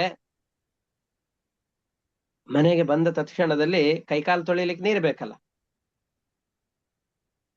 ಗೋವರ್ಧನ ಪರ್ವತದ ದಾರಿಗಳಲ್ಲಿ ಈ ಸಂದರ್ಭದಲ್ಲಿ ಸ್ವಚ್ಛವಾದ ನೀರು ಹರಿತಾ ಇದೆ. ಕೃಷ್ಣನ ಕಾಲುಗಳನ್ನು ತೊಳಿತಾ ಇದೆ ಅದು. ಕೃಷ್ಣ ತನ್ನ ಮಡಲಿಗೆ ಬಂದ ತಕ್ಷಣದಲ್ಲಿ, ಗೋವರ್ಧನ ಪರ್ವತದ ಸಮೀಪಕ್ಕೆ ಕೃಷ್ಣರಾಮರು ಬಂದಿದ್ದಾರೆ ಅಂತಂದು ಹೇಳಿದ್ರೆ, ರಾಮಕೃಷ್ಣದ ಪಾದಸ್ಪರ್ಶವಾದ ತಕ್ಷಣದಲ್ಲಿ ಮೈ ರೋಮಾಂಚನವಾಗಿದೆ. ರಾಮಕೃಷ್ಣರು ಬಂದಿದ್ರಿಂದ ಬಹಳ ಸಂತೋಷವನ್ನು ಅನುಭವಿಸ್ತಾ ಇದ್ದಾರೆ ಇಬ್ರು. ಇಬ್ಬರ ಆಗಮನದಿಂದ ಗೋವರ್ಧನ ಪರ್ವತ ಸಂತೋಷ ಪಡ್ತಾ ಇದೆ. ಮನೆಗೆ ಯಾರಾದ್ರೂ ಬಂದ್ರು ಅಂತಂದು ಹೇಳಿದ್ರೆ ಬಹಳ ಆದರದಿಂದಾಗಿ ಅವರನ್ನ ಬರಮಾಡಿಕೊಂಡ್ವಿ ಅಂತಂದ್ರೆ ಅವ್ರಿಗೆ ಸಂತೋಷವಾಗತ್ತಲ್ಲ, ಆ ರೀತಿಯಾಗಿ ಸಂತೋಷ ಆಗ್ತಾ ಇದೆ ಕೃಷ್ಣನಿಗೆ. ಆದರದಿಂದಾಗಿ ಕೃಷ್ಣನ ಸ್ಪರ್ಶವನ್ನ ಅನುಭವಿಸ್ತಾ ಇದ್ದಾನೆ. ಆ ಕೃಷ್ಣನ ಜೊತೆಯಲ್ಲಿ ಬಂದಂತಹ ಅವನ ಸಂಗಡಿಗರು ಯಾರ್ಯಾರಿದ್ದಾರೆ? ಗೋವುಗಳು, ಗೋಪಾಲಕರು, ಇವರೆಲ್ಲ ಕೃಷ್ಣ ಮತ್ತು ರಾಮರ ಜೊತೆಯಲ್ಲಿ ಬರ್ತಾ ಇದ್ದಾರೆ. ಅವುಗಳಿಗೆ ಬೇಕಾದಂತಹ ಆಹಾರ ಏನು? ಬೇಕಾದಷ್ಟು ಹುಲುಸಾದ ಹುಲ್ಲು ಮತ್ತು ಸ್ವಚ್ಛವಾದ ನೀರು. ಅದೆಲ್ಲವನ್ನು ಕೂಡ ಗೋವರ್ಧನ ಪರ್ವತ ತನ್ನ ಮೈ ಮೇಲೆ ಧರಿಸಿದ್ದಾನೆ. ಹಸುಗಳೆಲ್ಲ ಬೇಕಾದಷ್ಟು ಆ ಹುಲ್ಲುಗಳನ್ನ ಭಕ್ಷಣೆ ಮಾಡ್ತಾ ಇವೆ. ಆ ಗೋವರ್ಧನ ಪರ್ವತದಲ್ಲಿ ಹರಿತಾ ಇರುವಂತಹ ಝರಿಯ ನೀರನ್ನ ಚೆನ್ನಾಗಿ ಆಸ್ವಾದನೆ ಮಾಡ್ತಾ ಇವೆ. ಆ ಪರ್ವತದಲ್ಲಿ ಬೇಕಾದಷ್ಟು ಗುಹೆಗಳಿವೆ. ವಿಶ್ರಾಂತಿಗೆ ಇವರಿಗೆ ಸ್ಥಳಗಳು ಸಿಕ್ತು. ವಿಶ್ರಾಂತಿಗೆ ಸ್ಥಳವನ್ನ ಗೋವರ್ಧನ ಪರ್ವತ ಕೊಟ್ಟಿದೆ. ಬಂದ ಗೋಪಾಲಕರಿಗೆ, ಕೃಷ್ಣನಿಗೆ ಗಡ್ಡೆ ಗೆಣಸುಗಳು ಹುಲುಸಾಗಿ ಅಲ್ಲಿ ಬೆಳೆದಿವೆ. ಹಣ್ಣು ಹಂಪಲುಗಳೆಲ್ಲ ಬೇಕಾದಷ್ಟು ಬೆಳೆದಿವೆ. ಅದೆಲ್ಲವನ್ನು ಕೂಡ ಯಥೇಷ್ಟವಾಗಿ ಭೋಗ ಮಾಡ್ತಾ ಇದ್ದಾರೆ. ರಾಮಕೃಷ್ಣರು ತನ್ನ ಪರಿವಾರದಿಂದ ಸಹಿತರಾಗಿ ಬಂದಾಗ ತುಂಬಾ ಚೆನ್ನಾಗಿ ಅವರ ಆದರವನ್ನ ಮಾಡಿದ್ರಿಂದಾಗಿ ಕೃಷ್ಣನಿಗೂ ಗೋವರ್ಧನ ಪರ್ವತದ ಮೇಲೆ ಅಭಿಮಾನ ಉಂಟಾಗಿದೆ. ಗೋವರ್ಧನ ಪರ್ವತಕ್ಕೂ ಕೃಷ್ಣರಾಮನ ಪಾದಸ್ಪರ್ಶ ಆಗಿದೆ ಅಂತ ಮೈಯೆಲ್ಲ ಪುಳಕಿತವಾಗಿದೆ ಅಂತ ಹೇಳ್ತಾ ಇದ್ದಾರೆ. ರಾಮಕೃಷ್ಣರೆಲ್ಲ ಹಸುಗಳಿಗೆ ಇದನ್ನ ಕೊರಳಿಗೆ ಹಗ್ಗವನ್ನ ಕಟ್ಟಿರ್ತಾರೆ. ಮೂಗುದಾರ, ಕಂಠದಾರ ಅಂತ ನೀವೆಲ್ಲ ನೋಡಿರ್ತೀರಿ. ಅದನ್ನ ಕಂಠದ ಹಗ್ಗ ಅಂತ. ದಾರ ಅಲ್ಲ, ಹಗ್ಗ. ನಾವು ದಾರ ಅನ್ಬೇಕಷ್ಟೇ. ಮೂಗು ದಾರ ಇಷ್ಟು ದಪ್ಪ ಇರುತ್ತೆ. ಮೂಗು ದಾರ, ಕಂಠಕ್ಕೆ, ಇದು ಎಲ್ಲದಕ್ಕೂ ಕೂಡ ಹಗ್ಗವನ್ನು ಕಟ್ಟಿರ್ತಾರೆ. ಆ ಹಗ್ಗವನ್ನ ಈ ಹಸುಗಳು ಎಲ್ಲೋ ಹೋಗ್ಬಾರ್ದು, ನಮ್ಮ ಹಿಡಿತದಲ್ಲಿರ್ಬೇಕು ಅಂತ ರಾಮಕೃಷ್ಣರೆಲ್ಲ ತಮ್ಮ ಹೆಗಲ ಮೇಲೆ ಹಾಕೊಂಡಿರ್ತಾರದ್ನ. ನೀವೆಲ್ಲ ಚಕ್ಕಡಿಗಳಲ್ಲಿ ಹೋಗುವಾಗ ನೋಡಿರ್ತೀರಿ. ಆ ಹಸುಗಳಿಗೆ ಕಟ್ಟಿದಂತ, ಎತ್ತುಗಳಿಗೆ ಕಟ್ಟಿದಂತಹ ಈ ಹಗ್ಗಗಳನ್ನ ತಮ್ಮ ಕೈಯಲ್ಲೇ ಹಿಡಿದುಕೊಂಡು ಓಡಾಡ್ತಾ ಇರ್ತಾರೆ. ಎಲ್ಲ ಕಾಡುಗಳಲ್ಲಿ ಹಸುಗಳನ್ನ, ಎಲ್ಲ ಕಡೆಯಲ್ಲಿ ದಿಕ್ಕುಗಳಲ್ಲಿ ಹಸುಗಳನ್ನ ಮೇಯಿಸುವ ಸಂದರ್ಭದಲ್ಲಿ ಹೆಗಲ ಮೇಲೆ ಹಾಕೊಂಡು ಆ ಹಗ್ಗಗಳನ್ನ ಎಲ್ಲ ಕಡೆಯಲ್ಲಿ ಸಂಚಾರ ಮಾಡ್ತಾ ಇದ್ದಾರೆ. ಒಳ್ಳೆ ಮಾತು. ಎಂದಿಗೂ ಮತ್ತೊಬ್ಬರಿಗೆ ಅಹಿತವಾಗುವ ಮಾತುಗಳನ್ನ ರಾಮಕೃಷ್ಣರು ಆಡಿದ್ದು ಅಂತ ಇಲ್ವೇ ಇಲ್ಲ. ಸುಮಧುರವಾದ ಮಾತುಗಳು, ಒಳ್ಳೆ ಗಾನ.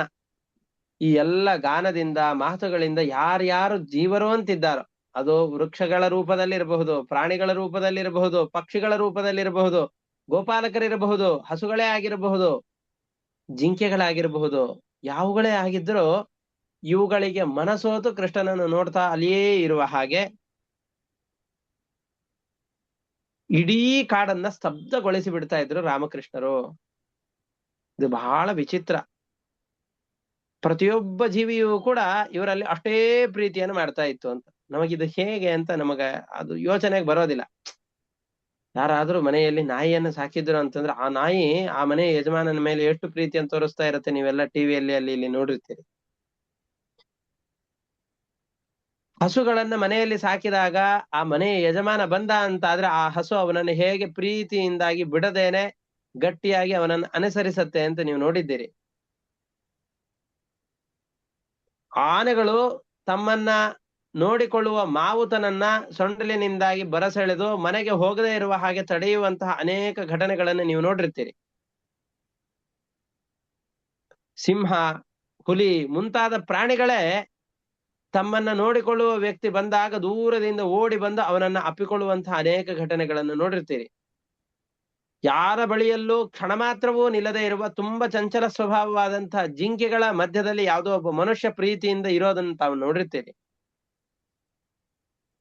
ಒಬ್ಬೊಬ್ಬರು ಒಂದೊಂದು ಪ್ರಾಣಿಗಳನ್ನ ಆತ್ಮೀಯತೆಯಿಂದ ಒಲಿಸಿಕೊಂಡ್ರೆ, ಕೃಷ್ಣ ಮಾತ್ರ ತನ್ನ ವೇಣುಗಾನದಿಂದಾಗಿ, ತನ್ನ ಸುಮಧುರವಾದಂತಹ ಶಬ್ದಗಳಿಂದ, ಮಾತಿನಿಂದಾಗಿ, ಗಾನದಿಂದಾಗಿ, ತನ್ನ ಶರೀರದ ಕಾಂತಿಯಿಂದಾಗಿ ಜಗತ್ತಿನಲ್ಲಿರುವ ಎಲ್ಲ ಪ್ರಾಣಿಗಳನ್ನು ಕೂಡ ಒಲಿಸಿಕೊಂಡಿದ್ದಾನೆ.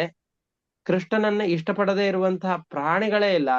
ಎಲ್ಲವೂ ಕೃಷ್ಣನ ನೋಟಕ್ಕೆ, ಕೃಷ್ಣನ ಮಾತಿಗೆ, ಕೃಷ್ಣನ ಸ್ಪರ್ಶಕ್ಕಾಗಿ ಹಾತೊರೆಯುವ ಹಾಗೆ ಮಾಡ್ತಾ ಇದ್ದಾನೆ. ಇದು ಜಗತ್ತಿನಲ್ಲಿ ಅತ್ಯಂತ ಅಪರೂಪವಾದಂತಹ ವರ್ತನೆ ಅಂತ ಹೇಳಬಹುದು. ನಮಗೆ ಜಗತ್ತಿನಲ್ಲಿ ಕೆಲವು ಅಪರೂಪದ ವ್ಯಕ್ತಿಗಳಿರ್ತಾರೆ. ನೀವು ಯಾರು ಅಂತ ನೀವೇ ಮನಸ್ಸಿನಲ್ಲಿ ಯೋಚನೆ ಮಾಡಿಕೊಳ್ಳಿ. ನನಗೆ ನನ್ನ ಗುರುಗಳು ಅವ್ರ ಬಗ್ಗೆ ಯಾರ ಬಳಿಯಲ್ಲಿ ನಾವು ಮಾತನಾಡಿದ್ರು, ಅವ್ರ ಬಗ್ಗೆ ನಮಗ್ ತುಂಬಾ ಪರಿಚಯ ಇದೆಯಪ್ಪ, ನಾವು ಅಂತಂದ್ರೆ ಗುರುಗಳಿಗೆ ಅಷ್ಟು ಆತ್ಮೀಯ ಅಂತ ಪ್ರತಿಯೊಬ್ರು ಹೇಳ್ತಾ ಇದ್ರು, ಈಗಲೂ ಹೇಳ್ತಾರೆ.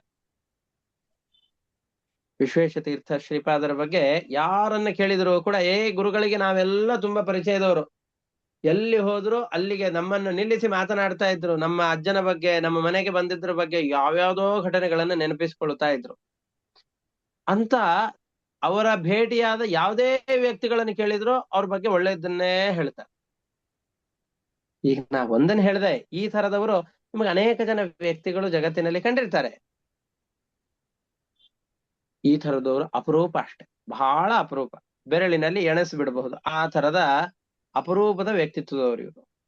ಜ್ಞಾನಿಗಳು ಪ್ರತಿಯೊಬ್ಬ ವ್ಯಕ್ತಿಗಳನ್ನು ಪ್ರೀತಿಯಿಂದಾಗಿ, ಸೌಹಾರ್ದದಿಂದಾಗಿ, ಮಮತೆಯಿಂದಾಗಿ ಲಾಲಿಸಿ ಪಾಲಿಸಿ ಮಾತನಾಡಿಸಿ ಅವರ ಆಗುಹೋಗುಗಳ ಬಗ್ಗೆ ಚಿಂತಿಸಿ ಅವರನ್ನ ರಕ್ಷಣೆ ಮಾಡುವಂತಹ ದೊಡ್ಡ ಅಂತಃಕರಣ, ಕರುಣಾರ್ದ್ರವಾದಂತಹ ಮನಸ್ಸನ್ನು ಉಳ್ಳಂತಹ ಕೆಲವು ವ್ಯಕ್ತಿಗಳಿರ್ತಾರೆ. ಅದರಲ್ಲಿ ಎಲ್ಲದರಲ್ಲೂ ಶ್ರೇಷ್ಠನಾದವನು ಕೃಷ್ಣ. ಕೃಷ್ಣನನ್ನ ದ್ವೇಷಿಸುವ ವ್ಯಕ್ತಿಗಳೇ ಆ ವೃಂದಾವನದ ಪ್ರದೇಶದಲ್ಲಿ ಇರಲಿಲ್ಲ. ಯಾಕೆಂದ್ರೆ ಕೃಷ್ಣನ ಮೇಲೆ ಎಲ್ಲರಿಗೂ ಅಷ್ಟು ಪ್ರೀತಿ, ಪ್ರತಿಯೊಬ್ಬ ಜೀವಿಗಳಲ್ಲಿ ಕೃಷ್ಣನ ಮೇಲೆ ಅಷ್ಟು ಪ್ರೀತಿ ಇದೆ. ಜೀವಿಗಳಿಗೆ ಕೃಷ್ಣನನ್ನು ನೋಡಿದರೆ ಪ್ರೀತಿ, ಪರಸ್ಪರವಾಗಿ ಇಬ್ಬರೂ ಪ್ರೇಮ ಭಾವನೆಯಿಂದ ಇದ್ದಾರೆ ಅಂತ ಹೇಳ್ತಾ ಇದ್ದಾರೆ. ಗಾಗೋಪಕೈರನುವನಂ ನಯತೋರುದಾರ ವೇಣು ಸ್ವನೈಃ ಕಲಪದೈಸ್ತನುಭೃತ್ಸು ಸಖ್ಯಂ ಅಸ್ಪಂದನಂ ಗತಿಮತಾಂ ಪುಲಕಂ ತರುಣಾಂ ನಿರ್ಯೋಗ ಪಾಶಕೃತ ಲಕ್ಷಣಯೋರ್ವಿಚಿತ್ರಂ. ಈ ತರದ ಪ್ರೇಮ ಪಾಶದಿಂದಾಗಿ 4 ಜನರನ್ನ ನಮ್ಮ ಹತೋಟಿಯಲ್ಲಿ ಇಟ್ಕೊಳ್ಳೋದಿದೆ ಅಲ್ಲ, ಇದು ಬಹಳ ಕಷ್ಟ. ತಾಯಿಗೆ ಮಕ್ಕಳು ತಮ್ಮ ಹತೋಟಿಯಲ್ಲಿಲ್ಲ ಅಂತ ಬೇಸರ ಇರುತ್ತೆ, ಬಹಳ ಪ್ರೀತಿ ಮಾಡ್ತಾ ಇರ್ತಾಳೆ ತಾಯಿ ಮಕ್ಕಳನ್ನ. ಗಂಡನಿಗೆ ಹೆಂಡತಿ ತನ್ನ ಹಾಗೆ ತನ್ನ ಮಾತುಗಳನ್ನು ಕೇಳೋದಿಲ್ಲ ಅಂತಿರುತ್ತೆ, ಹೆಂಡತಿಗೆ ಗಂಡ ತಾನು ಹೇಳದ ಹಾಗೆ ಕೇಳೋದಿಲ್ಲ, ಎಷ್ಟು ಪ್ರೀತಿ ಮಾಡ್ತೇನೆ ಅಂತ ಇರುತ್ತೆ. ನಮಗೆ ಆತ್ಮೀಯರಾದ ಯಾರೋ ನಾವು ಅವರನ್ನು ಅಷ್ಟು ಪ್ರೀತಿಯಿಂದ ನೋಡ್ತೇವೆ, ಅಭಿಮಾನ ಮಾಡ್ತೇವೆ, ಅವರು ನಮ್ಮ ಮೇಲೆ ಪ್ರೀತಿಯನ್ನು ತೋರಿಸೋದಿಲ್ಲ ಅಂತ ನಮಗ್ ಬಹಳ ಇರುತ್ತೆ. ಹೀಗೆ ನಮಗೆ ಜಗತ್ತಿನಲ್ಲಿರುವಂತಹ ಪ್ರತಿಯೊಬ್ಬ ವ್ಯಕ್ತಿಗಳನ್ನು ಪ್ರೀತಿಸಿದರೂ ಕೂಡ ಅವರು ನಮ್ಮಲ್ಲಿ ವಶವಾಗಿಲ್ಲ ಅನ್ನುವಂತಹ ಚಿಂತೆ ಅಂತೂ ನಮಗಿದ್ದೇ ಇರುತ್ತೆ. ಆದರೆ ಎಲ್ಲರೂ ಕೂಡ ತಾವು ಹೇಳಿದ ಹಾಗೆ ಕೇಳುವಂತೆ, ಹಾವಾಡಿಗ ಹಾವನ್ನ ತನ್ನ ಶಬ್ದದಿಂದ ಅಥವಾ ನೋಟದಿಂದಾಗಿ ಅದನ್ನ ವಶೀಕರಣದಲ್ಲಿ ಇಟ್ಟುಕೊಳ್ಳುವ ಹಾಗೆ, ಯಾವುದೋ ಒಬ್ಬ ಮಾಂತ್ರಿಕ ಭೂತ ಪ್ರೇತ ಪಿಶಾಚಾದಿಗಳೆಲ್ಲವನ್ನೂ ಕೂಡ ತನ್ನ ಹತೋಟಿಯಲ್ಲಿ ಇಟ್ಟುಕೊಂಡಂತೆ, ಜ್ಞಾನಿಯಾದಂತಹ ವ್ಯಕ್ತಿ ತನ್ನ ಮನಸ್ಸನ್ನ ಅಥವಾ ತನ್ನ ಇಂದ್ರಿಯಗಳನ್ನ ತನ್ನ ಹತೋಟಿಯಲ್ಲಿ ಇಟ್ಟುಕೊಂಡಂತೆ, ಜಲಾಶಯಗಳೆಲ್ಲವೂ ಕೂಡ ದೊಡ್ಡ ದೊಡ್ಡ ಅಣೆಕಟ್ಟುಗಳು ಮೇಲಿನಿಂದ ಧುಮುಕುವಂತಹ, ವೇಗವಾಗಿ ಬರುವಂತಹ ನದಿಯ ವೇಗವನ್ನ ತಡೆದು ನಿಲ್ಲಿಸುವ ಹಾಗೆ ಕೃಷ್ಣನು ಕೂಡ ಎಲ್ಲ ಜೀವಿಗಳ ಪ್ರೇಮವನ್ನ ತಡೆ ಹಿಡಿದುಕೊಂಡು ನಿಲ್ಲಿಸಿದ್ದಾನೆ. ಎಲ್ಲರಲ್ಲೂ ಕೂಡ ಅಷ್ಟೇ ಪ್ರೀತಿಯನ್ನು ತೋರಿಸ್ತಾ ಇದ್ದಾನೆ. ಇದು ಅತ್ಯಂತ ವಿಚಿತ್ರ ಅಂತ ಹೇಳ್ತಾರೆ. ಏವಂ ವಿಧಾ ಭಗವತೋ ಯಾ ವೃಂದಾವನಚಾರಿಣಃ ವರ್ಣಯಂತ್ಯೋ ಮಿಥೋ ಗೋಪ್ಯಃ ಕ್ರೀಡಾಸ್ತನ್ಮಯತಾಂ ಯಯುಃ. ಎಲ್ಲ ಇವರು ಹೇಳಿದ್ದಲ್ಲ, ಗೋಪಿಯರಿಗೆ ಈ ತರದ ದೃಶ್ಯಗಳು ನೋಡಿದಲ್ಲಿ ಸಿಗ್ತಾ ಇದೆ. ನೋಡಿ, ನಾವು ಕೂಡ ಉಡುಪಿಗೆ ಹೋಗ್ತೇವೆ, ನಾವು ಕೃಷ್ಣನ ದರ್ಶನವನ್ನು ಮಾಡ್ತೇವೆ, ಅಲ್ಲಿಯ ರಥೋತ್ಸವದಲ್ಲಿ ಭಾಗವಹಿಸ್ತೇವೆ. ತಿರುಪತಿಗೆ ಹೋಗ್ತೀವಿ, ಅಲ್ಲಿಯ ಬ್ರಹ್ಮ ರಥೋತ್ಸವದಲ್ಲಿ ಭಾಗಿಯಾಗ್ತೇವೆ, ದೇವರ ದರ್ಶನವನ್ನು ಮಾಡ್ತೇವೆ. ನಾನಾ ಕ್ಷೇತ್ರಗಳಿಗೆ ಸಂಚಾರ ಮಾಡ್ತೇವೆ, ಉತ್ತರ ಭಾರತ ಅಲ್ಲಿ ಇಲ್ಲಿ ಅಂತ ನಾನಾ ಕಡೆಗಳಲ್ಲಿ ಸಂಚಾರ ಮಾಡ್ತೇವೆ. ಎಲ್ಲ ಕಡೆಯಲ್ಲಿ ಸಂಚಾರ ಮಾಡಿದ್ರು ನಮಗೆ ಕೆಲವೊಂದಿಷ್ಟು ಜನ ಅದೇ ಪ್ರದೇಶಕ್ಕೆ ನಾವೆಷ್ಟು ಹೋಗಿರ್ತೇವೆ ನಮ್ ಜೊತೆಯಲ್ಲೇ ಬಂದಿರ್ತಾರೆ.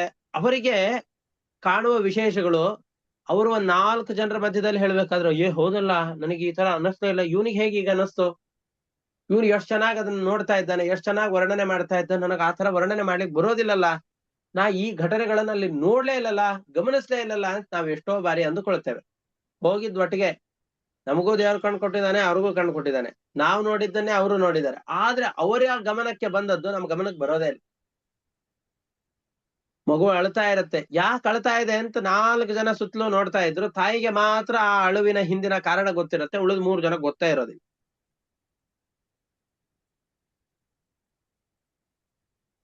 ನಾಲ್ಕಾರು ಜನ ಸ್ನೇಹಿತರು ನಿಂತುಕೊಂಡು ಮಾತನಾಡುವ ಸಂದರ್ಭದಲ್ಲಿ ಅವನು ಮಾತನಾಡಿದ ಮಾತು ಅವನ ಸ್ನೇಹಿತನಿಗೆ ಅಷ್ಟೇ ಅರ್ಥ ಆಗತ್ತೆ ಹೊರತಾಗಿ ಪಕ್ಕದಲ್ಲಿ ಇನ್ನೂ 10 ಜನ ಇದ್ರು ಇವನ ಮಾತಿನ ಆಂತರ್ಯ ಏನು ಅಂತ ಅವ್ರಿಗೆ ಅರ್ಥನೇ ಆಗೋದಿಲ್ಲ. ಹಾಗಾಗಿ ಇದ್ದದ್ದು ಕೇಳಿಸ್ಬೇಕು, ಇದ್ದದ್ದು ಕಾಣಿಸ್ಬೇಕು ಅಂತಂದ್ರೆ ಇದ್ದಿದ್ದು ಎಲ್ರಿಗೂ ಕಾಣಿಸೋದಿಲ್ಲ. ಏನಿದೆಯೋ ಅದು ಎಲ್ರಿಗೂ ಕೇಳಿಸ್ಬೇಕು ಅಂತಿಲ್ಲ. ಇದ್ದದ್ದು ಕೆಲವು ಕಾಣಿಸತ್ತೆ, ಅನುಭವಿಸ್ಲಿಕ್ಕೆ ಕೆಲವರಿಗೆ ಆಗತ್ತೆ, ಕೆಲವರಿಗೆ ಆಗೋದಿಲ್ಲ. ಗೋಪಿಯರಿಗೆ ಮಾತ್ರ ಈ ವೃಂದಾವನದಲ್ಲಿ ಆಗುವಂತಹ ಈ ವಿಕಾರಗಳೆಲ್ಲವೂ ಅನುಭವಕ್ಕೆ ಬರ್ತಾ ಇದೆ. ಅವರು ಅನುಭವಿಸ್ತಾ ಇದ್ದಾರೆ. ಈ ಪ್ರಕೃತಿಯಲ್ಲಿ ಆಗುವಂತಹ ವಿಕಾರಗಳನ್ನ ನೋಡುವ ಸಾಮರ್ಥ್ಯವನ್ನು ಪಡೆದಿದ್ದಾರೆ. ಕೃಷ್ಣನ ವೇಣುಗಾನದ ಮಹತ್ವವನ್ನು ತಿಳಿದುಕೊಂಡು ಪ್ರಕೃತಿಯಲ್ಲಾದಂತಹ ಈ ವಿಸ್ಮಯಗಳನ್ನ ಅನುಭವಿಸಿ ಅಯ್ಯೋ ಅವರೆಲ್ಲ ಅಷ್ಟು ಸುಖವನ್ನು ಅನುಭವಿಸ್ತಾ ಇದ್ದಾರೆ. ಕೃಷ್ಣನ ದರ್ಶನ ನಮಗೂ ಆಗ್ಬೇಕು, ಕೃಷ್ಣನ ಸಾಮೀಪ್ಯ ನಮಗೂ ಬೇಕು ಅಂತ ಅವ್ರು ಹಾತೊರಿತಾ ಇದ್ದಾರೆ ಅಂತ ಇದರಲ್ಲಿ ಹೇಳ್ತಾ ಇದ್ದಾರೆ. ಇಷ್ಟಕ್ಕೆ ಈ ದಶಮ ಸ್ಕಂದದ 19ನೇ ಅಧ್ಯಾಯ ಮುಕ್ತಾಯವಾಗತ್ತೆ. ಇನ್ನ 20ನೇ ಅಧ್ಯಾಯದಲ್ಲಿ ತುಂಬಾ ಅದ್ಭುತವಾದಂತಹ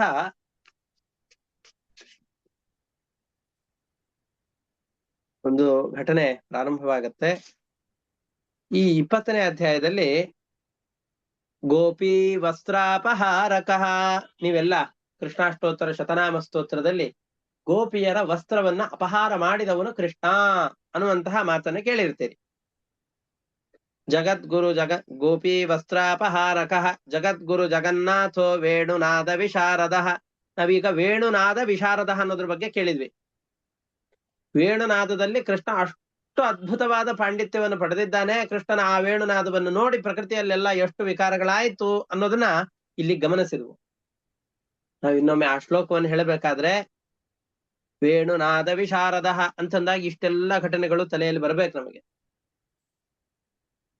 ಈಗ ಗೋಪಿ ವಸ್ತ್ರಾಪಹಾರಕಃ, ಕೃಷ್ಣ ಗೋಪಿಯರ ವಸ್ತ್ರವನ್ನ ಅಪಹಾರ ಮಾಡಿದವನು ಅಂತ ಒಂದೇ ಒಂದು ಪದದಲ್ಲಿ ಹೇಳಿದ್ದಾರಲ್ಲ, ಆ ಘಟನೆಗಳನ್ನು ಹೇಳುವಂತಹ ಅಧ್ಯಾಯ ಈ 20ನೇ ಅಧ್ಯಾಯ. ನಾವು ಕೃಷ್ಣಾಷ್ಟೋತ್ತರ ಶತನಾಮ ಸ್ತೋತ್ರವನ್ನ ಶ್ರೀಕೃಷ್ಣ ಕಮಲಾನಾಥೋ ವಾಸುದೇವ ಸನಾತನಃ ಅಂತಂದು ಹೇಳುವಾಗ ಅನೇಕ ಹೆಸರುಗಳ ಹಿಂದ್ಗಡೆಯಲ್ಲಿ ಕಥೆಗಳಿರುತ್ತೆ. ಧೇನುಕಾಸುರ ಭಂಜನಃ, ತೃಣೀಕೃತ ತೃಣಾವರ್ತಃ, ಯಮಳಾರ್ಜುನ ಭಂಜನಃ, ತೃಣಾವರ್ತನನ್ನ ಕುಟ್ಟಿ ಪುಡಿ ಮಾಡಿದವನು, ಅರ್ಜುನ 2 ವೃಕ್ಷಗಳನ್ನ ಯಮಳ ಒಟ್ಟಿಗೆ ಇರುವಂತಹ 2 ಅರ್ಜುನ ವೃಕ್ಷಗಳನ್ನ ಸೀಳಿ ಹಾಕಿದವನು. ಇದನ್ನು ಕೇಳಿದಾಗ ಆ ಎಲ್ಲ ಕಥೆಗಳು ನೆನಪಿಗೆ ಬರಬೇಕು. 108 ಹೆಸರುಗಳಿವೆ ಇದರಲ್ಲಿ.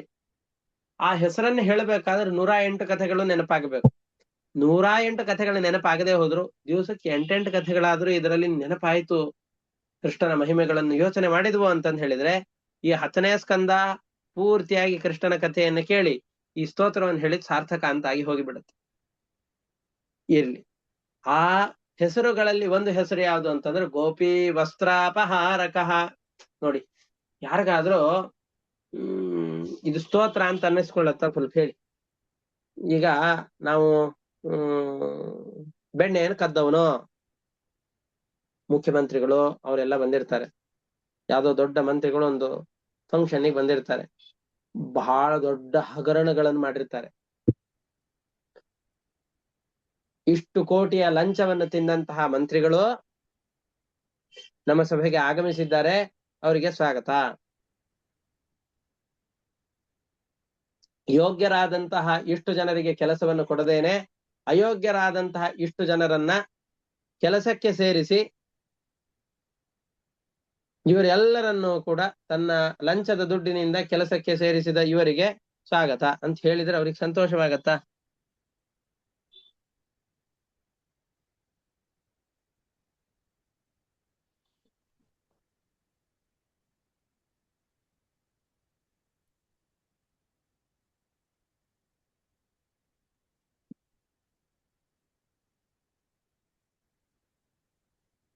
ಇಷ್ಟಾದ ಮೇಲೆ ಆದ್ರೆ ಕೃಷ್ಣನನ್ನು ನೋಡಿ ಗೋಪಿ ವಸ್ತ್ರಾಪಹಾರಕಃ, ಗೋಪಿಯ ವಸ್ತ್ರವನ್ನ ಅಪಹಾರ ಮಾಡಿದ್ದಾಳೆ.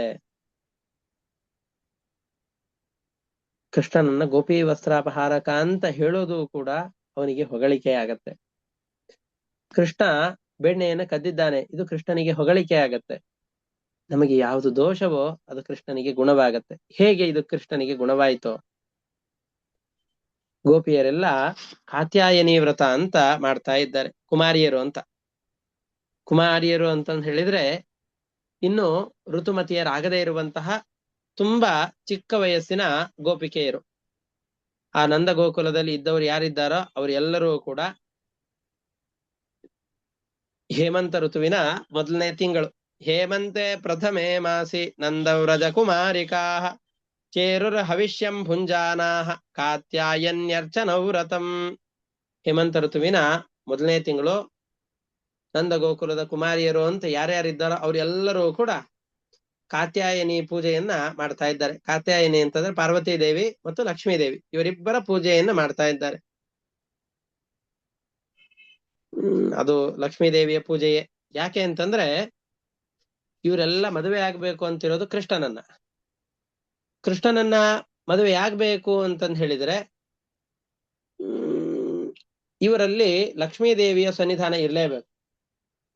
ಲಕ್ಷ್ಮೀ ದೇವಿಯ ಸನ್ನಿಧಾನ ಇರದ ಹೊರತು ಇವರಿಬ್ರು ಕೂಡ ಇವ್ರು ಯಾರೂ ಕೂಡ ಕೃಷ್ಣನನ್ನ ಮದುವೆ ಆಗ್ಲಿಕ್ಕೆ ಸಾಧ್ಯವೇ ಇಲ್ಲ. ರಮಾದೇವಿಯ ಕಾತ್ಯಾಯನಿ ರೂಪವನ್ನ ಆರಾಧನೆ ಮಾಡಿದರೆ ಇವರಲ್ಲಿ ಲಕ್ಷ್ಮೀ ದೇವಿಯ ಆವೇಶವಾಗಿದ್ದುಕೊಂಡು ಇವರೆಲ್ಲರೂ ಕೂಡ ಸುಖವಾಗಿರ್ತಾರೆ. ಕೃಷ್ಣನ ಅಂಗಸಂಗವನ್ನು ಪಡೆಯಬಹುದು, ಕೃಷ್ಣನ ಪತ್ನಿಯರಾಗಬಹುದು ಅಂತಂದುಕೊಂಡು ಲಕ್ಷ್ಮೀ ದೇವಿಯ ಆರಾಧನೆಗೆ ಮುಂದಾಗ್ತಾ ಇದ್ದಾರೆ. ಉಪನಯನವಾಗೋದಕ್ಕಿಂತ ಪೂರ್ವದಲ್ಲಿಯೇ, ಕೃಷ್ಣನ ಉಪನಯನಕ್ಕಿಂತ ಮುಂಚೆನೆ ತಮಗೆ ಕೃಷ್ಣನ ಸಂಘ ಬೇಕು ಅಂತ ಕೇಳಿಕೊಂಡವರು ಇವರೆಲ್ಲ ಜನ್ಮಾಂತರದಲ್ಲಿ ಅಪ್ಸರೆಯರಾದವರು. ಹೀಗಾಗಿ ಈ ಗೋಪಿಯರು ಯಾರ್ಯಾರಿದ್ದಾರಲ್ಲ ಇವರೆಲ್ಲರನ್ನೂ ಕೂಡ ಗಾಂಧರ್ವ ವಿಧಿಯಿಂದ, ಆ ಮುಂದೆ ಮದುವೆಗಳು ಒಟ್ಟು 8 ವಿಧ ಅಂತ ಹೇಳ್ತಾರೆ. ರುಕ್ಮಿಣಿ ವಿವಾಹದ ಸಂದರ್ಭದಲ್ಲಿ ಅದನ್ನ ಮತ್ತೆ ವಿಸ್ತಾರವಾಗಿ ನಿರೂಪಣೆ ಮಾಡ್ತೇನೆ. ಗಾಂಧರ್ವ ವಿವಾಹದಿಂದ ಇವರೆಲ್ಲರನ್ನು, ಅಂದ್ರೆ ಲವ್ ಮ್ಯಾರೇಜ್ ಅಂತ ಹೇಳಬಹುದು, ಆ ಥರವಾಗಿ ಇವರನ್ನು ಮದುವೆಯಾಗಿ 10 ಲಕ್ಷಕ್ಕೂ ಮಿಗಿಲಾದಂತಹ ಮಕ್ಕಳನ್ನು ಹುಟ್ಟಿಸ್ತಾನೆ. ಅಪ್ಸರೆಯರಾಗಿ ಜನ್ಮಾಂತರದಲ್ಲಿ ಕೃಷ್ಣನನ್ನ ಮದುವೆ ಆಗಬೇಕು ಅಂತ ಅಂದುಕೊಂಡು ಬಂದಂತಹ ಗೋಪಿಯರ ಮುಖಾಂತರವಾಗಿ ಲಕ್ಷಾಂತರ ಜನ ಮಕ್ಕಳನ್ನು ಹುಟ್ಟಿಸುವಂತಹ ಕೃಷ್ಣ ಈ ಗೋಪಿ ವಸ್ತ್ರಾಪಹಾರಕಃ ಅನ್ನುವ ಶಬ್ದದಿಂದ ಕರೆಸಿಕೊಳ್ತಾನೆ ಅಂತ ಹೇಳ್ತಾ ಇದ್ದಾರೆ. ಕೃಷ್ಣನ ಲೀಲೆ ನೋಡೋ, ಮದುವೆ ಇದು ಉಪನಯನಕ್ಕಿಂತ ಮುಂಚೆನೆ ಯಾವ ರೀತಿಯಾಗಿ ರಾಸಲೀಲೆಯನ್ನು ಆಡಿದ್ದಾನೆ. ಕೃಷ್ಣನ ರಾಸಲೀಲೆ ಅಂತಂದು ಹೇಳಿದ್ರೆ ಅದನ್ನು ತುಂಬಾ ಕಾಮುಕವಾಗಿ ವ್ಯಾಖ್ಯಾನ ಮಾಡುವ ಹಾಗಿಲ್ಲ. ಅದರ ಕಥೆಯ ವಿವರಣೆಯನ್ನ ಮತ್ತೆ ಮುಂದೆ ನಿರೂಪಣೆ ಮಾಡ್ತಾರೆ. ಅವರ ವ್ರತ ಹೇಗಿತ್ತು, ಕೃಷ್ಣ ಯಾಕೆ ಗೋಪಿಯರ ವಸ್ತ್ರವನ್ನು ಅಪಹಾರ ಮಾಡಿದ, ಈ ಕಥೆಗಳೆಲ್ಲವನ್ನೂ ಕೂಡ ಮುಂದಿನ ಪ್ರವಚನದಲ್ಲಿ ನೋಡೋಣ, ಪಾಠದಲ್ಲಿ ನೋಡೋಣ ಅಂತ ಹೇಳ್ತಾ ಇವತ್ತಿನ ಪಾಠವನ್ನು ಇಷ್ಟಕ್ಕೆ ಮುಕ್ತಾಯ ಮಾಡ್ತಾ ಇದ್ದೇನೆ. ಹರಯೇ ನಮಃ. ಶ್ರೀಕೃಷ್ಣ ಅರ್ಪಣಮಸ್ತು. ಅನೇನ ಭಾವಯತ್ ಪುಣ್ಯಂ ತೇನ ಪ್ರೀಣಾತು ಕೇಶವಃ. ಹರಯೇ ನಮಃ. ಶ್ರೀಕೃಷ್ಣ ಅರ್ಪಣಮಸ್ತು. ಎಲ್ಲರಿಗೂ ನಮಸ್ಕಾರ. ನಮಸ್ಕಾರ ಆಚಾರ್ಯ.